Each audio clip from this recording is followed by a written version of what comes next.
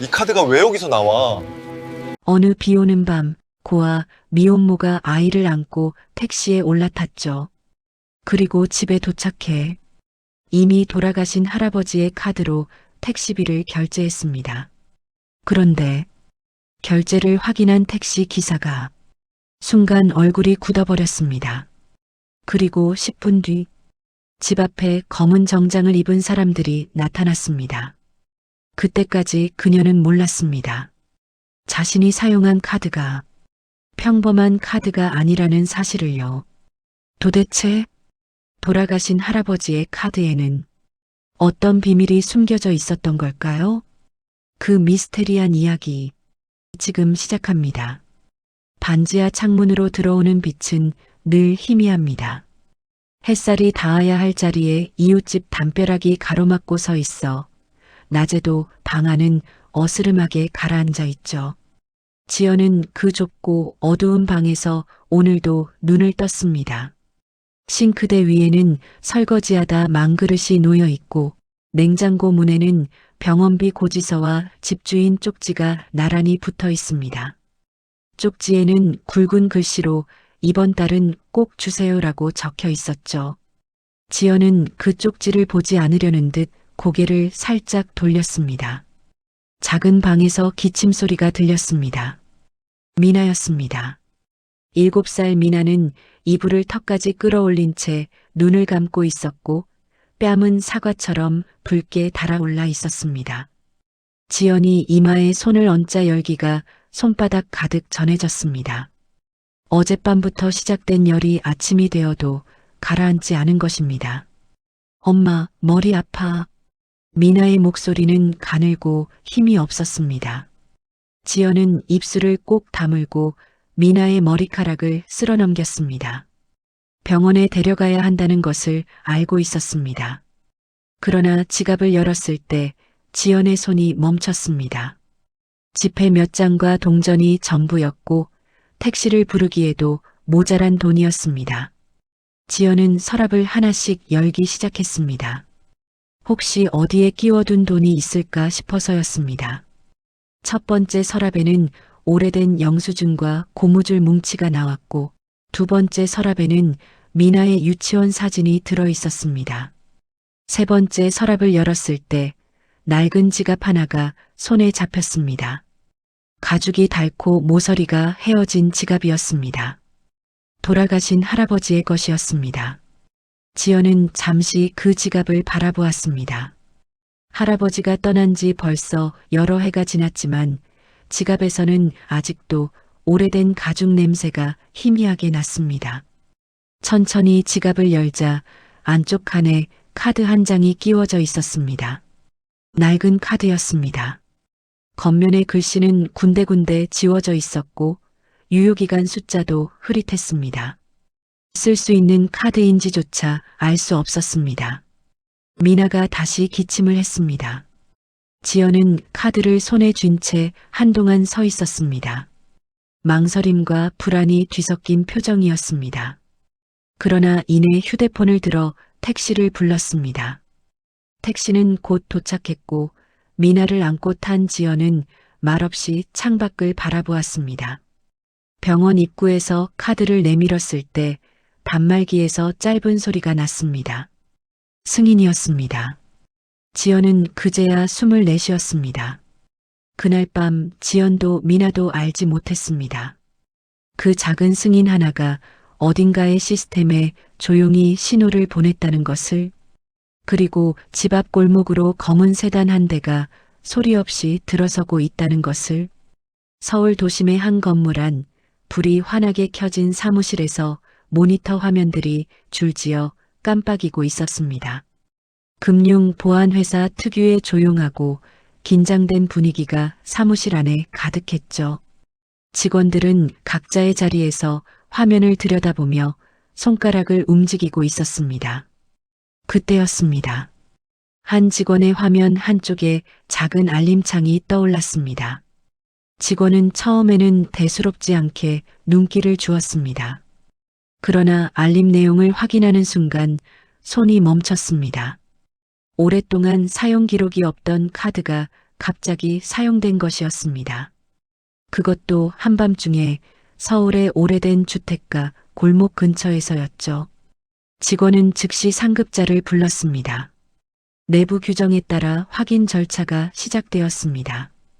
카드 번호를 조회하자 화면에 붉은 표시가 함께 떴습니다. 명의자가 이미 사망 처리된 인물로 등록되어 있다는 표시였습니다. 사무실 안의 온도는 그대로였지만 직원들 사이에 팽팽한 긴장감이 번졌습니다. 보고는 곧 관리 책임자인 정우에게 올라갔습니다.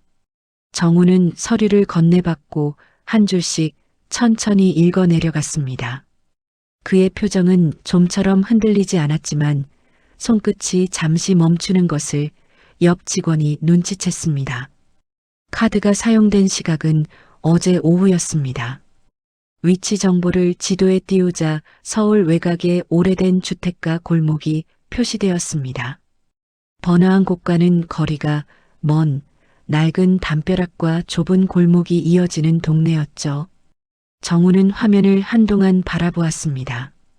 제가 직접 가보겠습니다.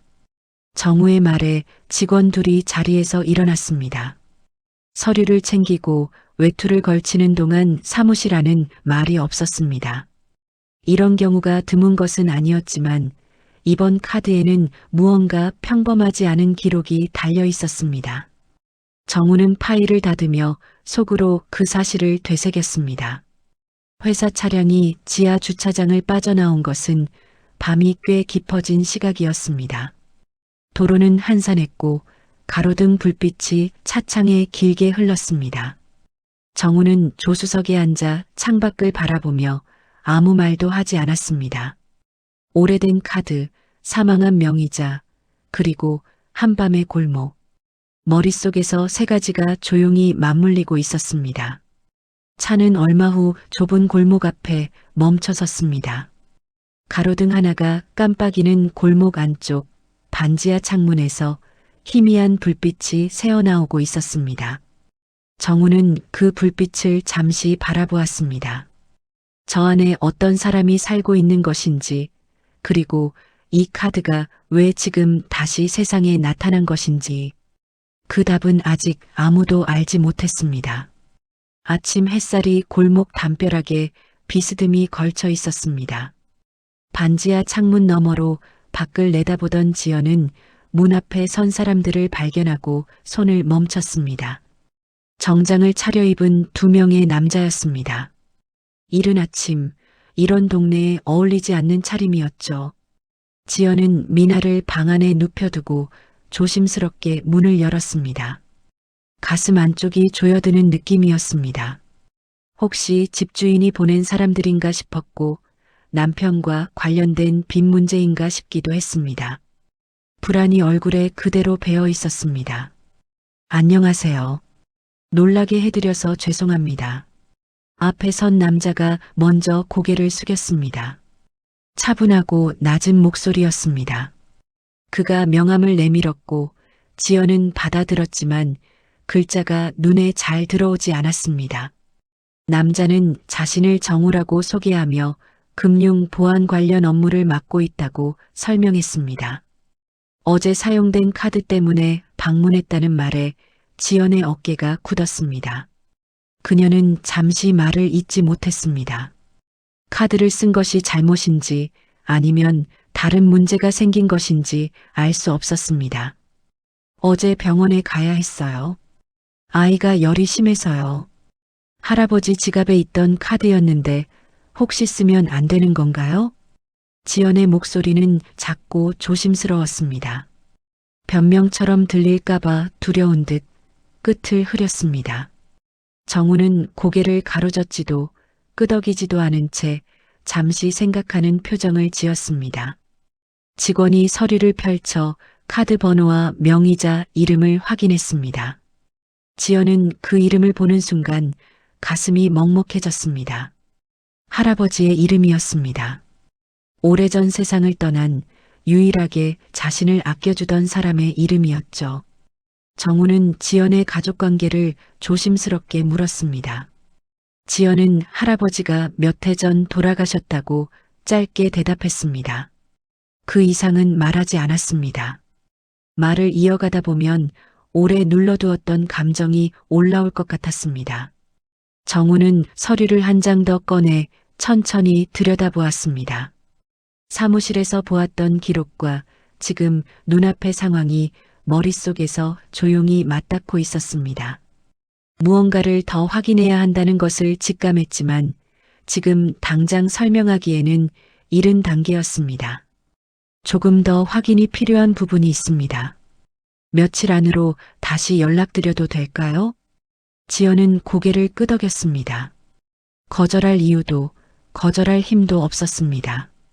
정우 일행이 골목을 빠져나가는 것을 지연은 문 앞에 서서 바라보았습니다. 검은 차가 골목 모퉁이를 돌아 사라진 뒤에도 그녀는 한동안 그 자리에 서 있었습니다. 저 사람들이 다시 온다면 그때는 무슨 말을 들어야 하는 걸까요? 지연은 그것이 좋은 소식일지 나쁜 소식일지 전혀 가늠할 수가 없었습니다. 정우는 사무실로 돌아오자마자 외투도 벗지 않고 자리에 앉았습니다. 화면을 켜고 카드 번호를 다시 입력했습니다. 조회 결과가 뜨는데 평소보다 시간이 걸렸습니다. 그만큼 오래된 기록이었다는 뜻이었죠.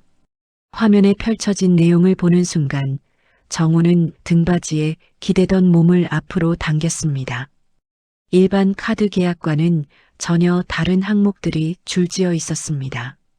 처음 보는 형식의 계약이었지만 내용은 놀랄 만큼 정교했습니다.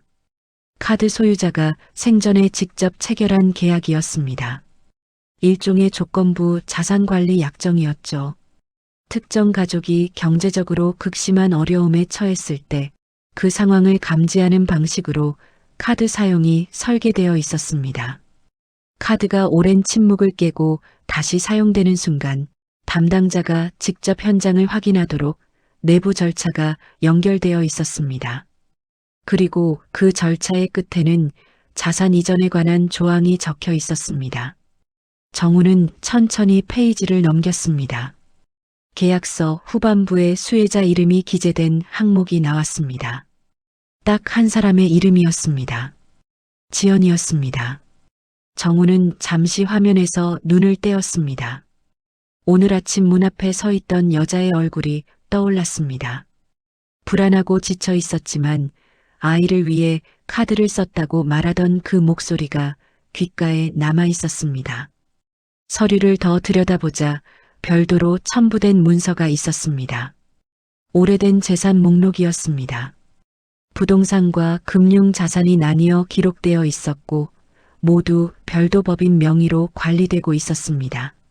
숫자를 확인하는 순간 정우의 손가락이 멈췄습니다.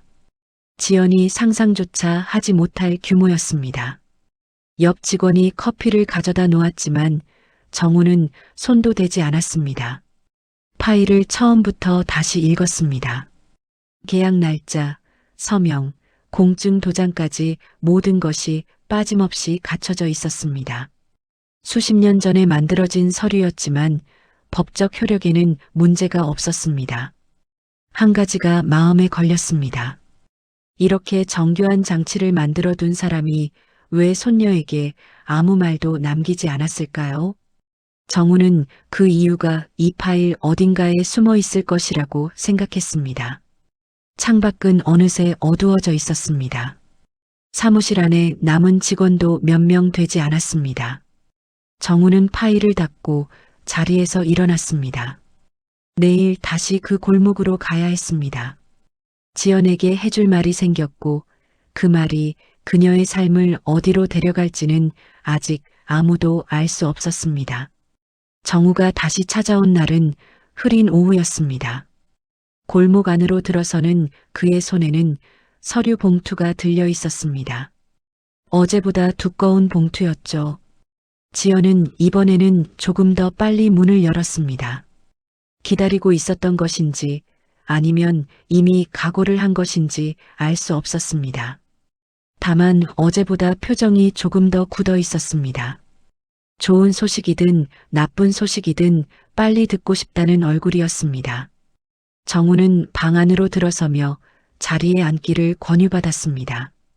작은 식탁 앞에 마주 앉은 두 사람 사이에 서류 봉투가 놓였습니다. 미나는 방 안쪽에서 조용히 그림을 그리고 있었습니다. 열은 내려 있었지만 아직 기운이 없어 보였죠. 정우는 말을 고르듯 잠시 뜸을 들였습니다. 그리고 천천히 입을 열었습니다. 할아버지께서 오래전에 계약을 하나 만들어 두셨습니다. 지연 씨를 위한 것이었어요. 지연은 눈을 깜빡였습니다. 무슨 뜻인지 바로 이해가 되지 않는 표정이었습니다. 정우는 서두르지 않고 차근차근 설명했습니다. 할아버지는 손녀가 살아가다 정말 힘든 순간이 왔을 때 그때를 위해 준비해 둔 것이 있었습니다. 카드는 그 장치의 일부였습니다. 오랫동안 아무도 건드리지 않던 카드가 다시 사용되는 순간 그것이 신호가 되도록 설계해 두었던 것이죠. 그리고 그 신호는 이틀 전 병원 앞에서 조용히 울렸습니다. 지연은 식탁 위 봉투를 내려다보았습니다. 손이 떨릴 것 같아 무릎 위에 올려놓고 꼭 쥐었습니다. 할아버지가 자신을 위해 무언가를 남겼다는 사실이 아직 실감이 나지 않았습니다. 그분이 떠나신 뒤로 지연의 삶은 조금씩 무너져 내렸고 아무도 손을 내밀지 않았으니까요. 믿기 어려우시죠? 저도 이런 형태의 계약은 처음 봤습니다. 정우의 말에 지연은 고개를 들었습니다. 그의 눈빛은 진지했습니다. 거짓말을 하는 사람의 얼굴이 아니었습니다. 공식적인 확인 절차가 필요하다는 설명이 이어졌습니다. 신원 확인과 서류 검토를 위해 며칠 안에 사무실을 방문해야 한다고 했습니다. 지연은 말없이 고개를 끄덕였습니다. 머릿속이 조용해지는 것 같으면서도 동시에 무언가가 천천히 부풀어 오르는 느낌이었습니다. 정우가 일어서며 봉투를 남겨두고 갔습니다. 지연은 한동안 그 봉투를 바라보기만 했습니다. 열어보고 싶었지만 손이 쉽게 움직이지 않았습니다. 방 안쪽에서 미나가 그림을 들고 나왔습니다. 할아버지 영정사진 옆에 세워둔 액자를 보고 그린 것이었습니다. 지연은 그림을 받아들고 눈을 감았습니다. 할아버지는 정말로 끝까지 손녀 곁에 있었던 것입니다. 다만 그 방식이 너무나 조용해서 지연이 알아채지 못했을 뿐이었죠. 봉투 안에 무엇이 들어있는지는 며칠 후 사무실에서 밝혀질 터였습니다. 그리고 그 내용은 지연이 상상하는 것보다 훨씬 더 큰 무게를 담고 있었습니다.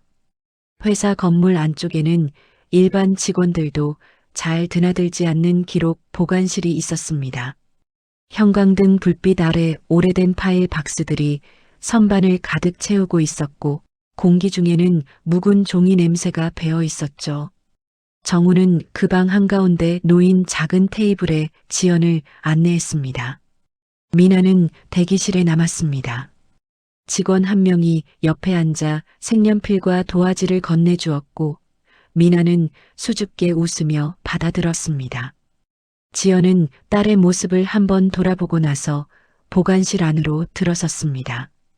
테이블 위에는 낡은 파일 한 권과 작은 영상 재생 장치가 놓여 있었습니다. 정우는 파일을 먼저 펼쳤습니다. 오래된 사진 한 장이 첫 페이지에 끼워져 있었습니다. 젊은 시절의 할아버지였습니다. 작업복 차림으로 공장 앞에 서 있는 모습이었는데 눈매가 지연을 닮아 있었습니다. 지연은 사진에서 눈을 떼지 못했습니다. 이렇게 젊은 할아버지의 모습은 처음 보는 것이었습니다. 정우가 재생 버튼을 눌렀습니다. 화면에 할아버지의 얼굴이 나타났습니다. 지연이 기억하는 것보다 조금 더 젊은 모습이었지만 목소리만큼은 귀에 익은 그대로였습니다. 지연의 눈가가 붉어졌습니다. 영상 속 할아버지는 카메라를 똑바로 바라보며 천천히 말했습니다. 공장을 정리하던 시절 이야기, 자산을 비밀 신탁으로 옮긴 이유, 그리고 지연의 부모가 사고로 세상을 떠난 뒤 홀로 남겨진 손녀를 바라보며 밤마다 잠을 이루지 못했다는 이야기였습니다. 그는 주변 사람들의 탐욕을 오래전부터 경계했습니다. 사실을 알리면 누군가 손녀보다 먼저 손을 뻗을 것이라는 것을 알고 있었습니다. 그래서 끝까지 말하지 않았습니다. 대신 마지막 장치를 만들었습니다. 내가 정말 어려울 때만 이게 작동하도록 했다. 그때가 아니면 쓸 필요가 없는 거니까. 영상은 거기서 잠시 멈추는 듯 했습니다. 할아버지는 한번 눈을 내리깔았다가 다시 카메라를 바라보았습니다. 많이 힘들었지? 할아버지가 미안하다. 지연은 손으로 입을 막았습니다. 소리가 새어나오지 않도록 꾹 눌렀지만 눈물은 막을 수가 없었습니다. 정우는 조용히 자리를 지켰습니다. 서두르거나 말을 건네지 않았습니다. 영상이 끝난 뒤 정우는 나머지 서류들을 하나씩 설명했습니다. 신탁으로 관리된 자산의 목록, 법인 구조, 이전 절차에 필요한 서류들이었습니다. 지연은 눈물을 닦으며 한 장 한 장 들여다보았습니다. 숫자와 항목들이 눈에 잘 들어오지 않았지만 그래도 외면하지 않으려 했습니다. 할아버지가 혼자 이 모든 것을 준비했다는 사실이 가슴 깊이 내려앉았습니다. 말 한마디 없이 누구에게도 알리지 않고 오직 손녀 하나만을 바라보며 만들어둔 장치였습니다. 그 마음이 이제야 이렇게 늦게 지연에게 닿아 있었습니다. 보관실 문 너머 대기실에서 미나의 웃음소리가 작게 들려왔습니다. 지연은 그 소리를 들으며 천천히 고개를 들었습니다. 울음과 감사와 안도가 한꺼번에 밀려오는 얼굴이었습니다. 다음 단계가 무엇인지는 정우가 설명해 줄 터였습니다. 그리고 그 다음 단계는 지연의 생애에서 가장 큰 전환점이 될 것이었습니다. 절차는 생각보다 빠르게 진행되었습니다. 변호사와 은행 직원이 함께 자리한 회의실에서 서류 작업이 하나씩 마무리되었습니다. 지연은 펜을 쥘 때마다 손끝이 떨렸지만 서명 칸을 찾아 천천히 이름을 적어 내려갔습니다. 수십 년간 별도 법인으로 묶여있던 신탁이 해제되었습니다. 긴 시간 동안 아무도 건드리지 않은 채 조용히 불어있던 자산이었습니다. 변호사가 최종 금액을 설명하는 순간 지연은 숫자를 한 번 듣고 나서 다시 물었습니다. 같은 숫자가 반복되었습니다. 지연은 말을 잇지 못하고 잠시 시선을 내려깔았습니다. 상상했던 것보다 훨씬 큰 규모였습니다. 할아버지가 작은 공장 하나로 평생을 일구어온 것들이 오랜 시간 동안 이렇게 쌓여 있었던 것이죠. 지연은 그 사실이 고맙기도 하고 마음 한편이 먹먹하기도 했습니다. 정우는 자산관리 계획을 차분하게 설명했습니다. 당장 급한 것부터 처리하고 나머지는 천천히 계획을 세워도 된다고 했습니다. 지연은 고개를 끄덕이며 메모를 했습니다. 손이 떨려 글씨가 삐뚤었지만 멈추지 않았습니다. 집으로 돌아온 날 오후 지연은 가장 먼저 병원에 전화를 걸었습니다. 밀린 진료비를 정리하겠다는 말에 전화 너머 목소리가 잠시 놀라는 기색이었습니다. 그 다음은 집주인이었습니다. 밀린 월세를 한꺼번에 갚겠다고 하자 집주인의 목소리가 달라졌습니다. 아이고, 지연 씨. 그동안 제가 너무 재촉했죠. 미안해요, 정말. 지연은 짧게 괜찮다고 대답했습니다. 원망하고 싶은 마음이 없는 것은 아니었습니다. 그러나 그보다 더 크게 밀려오는 것은 홀가분함이었습니다. 오랫동안 어깨를 짓누르던 무게가 조금씩 거치는 느낌이었죠. 미나의 치료 계획도 새로 세웠습니다. 더 좋은 병원에서 꼼꼼히 진료를 받을 수 있게 되었고 학교 문제도 차근차근 알아보기 시작했습니다. 미나는 엄마가 요즘 다르다는 것을 느끼는 듯 했습니다. 표정이 밝아졌고 밥을 먹을 때 노래를 흥얼거렸습니다. 지연은 저녁마다 식탁에 앉아 앞으로의 일을 생각했습니다. 처음에는 막막하기만 했지만 며칠이 지나자 조금씩 윤곽이 잡혀갔습니다. 하고 싶은 것이 하나 떠올랐습니다. 오래전 할아버지가 동네에서 운영하던 작은 가게 이야기를 들은 적이 있었습니다. 동네 사람들이 언제든 들러서 쉬어가던 곳이었다고 했습니다. 그런 곳을 만들고 싶었습니다. 반드시 크고 번듯할 필요는 없었습니다. 따뜻하고 오래 머물고 싶은 곳이면 충분했습니다. 지연은 할아버지 사진 앞에 조용히 앉았습니다. 말을 건네지는 않았습니다. 그냥 한동안 그 얼굴을 바라보았습니다. 고맙다는 말은 마음속으로만 했습니다. 그것만으로도 충분한 것 같았습니다. 이제 지연의 삶은 전혀 다른 방향으로 나아가려 하고 있었습니다. 그 길이 쉽지만은 않겠지만 이번에는 혼자가 아니었습니다. 할아버지가 오래전에 그 길 위에 조용히 손을 얹어 두었으니까요. 봄이 왔습니다. 골목 담벼락 틈새로 작은 풀잎이 돋아났고 오래된 전봇대 아래 민들레 한 송이가 노랗게 피어 있었습니다. 지연이 새로 연 카페는 그 골목에서 멀지 않은 곳에 자리를 잡았습니다. 간판은 크지 않았습니다. 나무로 만든 작은 간판에 가게 이름이 손글씨로 적혀 있었습니다.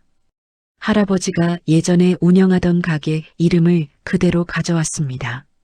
지연이 할 수 있는 가장 작은 감사의 표현이었습니다. 공사가 한창일 때 동네 어르신들이 하나둘 기웃거렸습니다. 무슨 가게가 들어오느냐고 물었고 카페라는 말에 고개를 갸웃하는 분들도 있었습니다.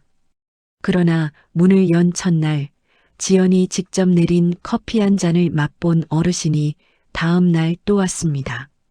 그 다음 날도 왔습니다. 미나는 새 학교에 잘 적응했습니다. 처음 며칠은 낯을 가렸지만 쉬는 시간마다 운동장 구석에서 혼자 있던 아이가 어느새 친구들과 어울려 뛰어다니고 있었습니다. 학교 후에는 카페로 곧장 달려와 엄마 옆 작은 자리에 앉아 숙제를 했습니다. 그 모습이 지연에게는 어떤 말보다 큰 위안이었습니다. 정우는 한 달에 한 번쯤 들렀습니다. 업무적인 확인이기도 했지만 시간이 지나면서 그것만은 아닌 것 같았습니다. 그는 늘 같은 자리에 앉아 커피를 마시며 지연과 짧은 이야기를 나눴습니다. 말이 많지 않은 사람이었지만 그 자리가 어색하지 않았습니다. 카페 한쪽 벽에는 액자 하나가 걸려 있었습니다.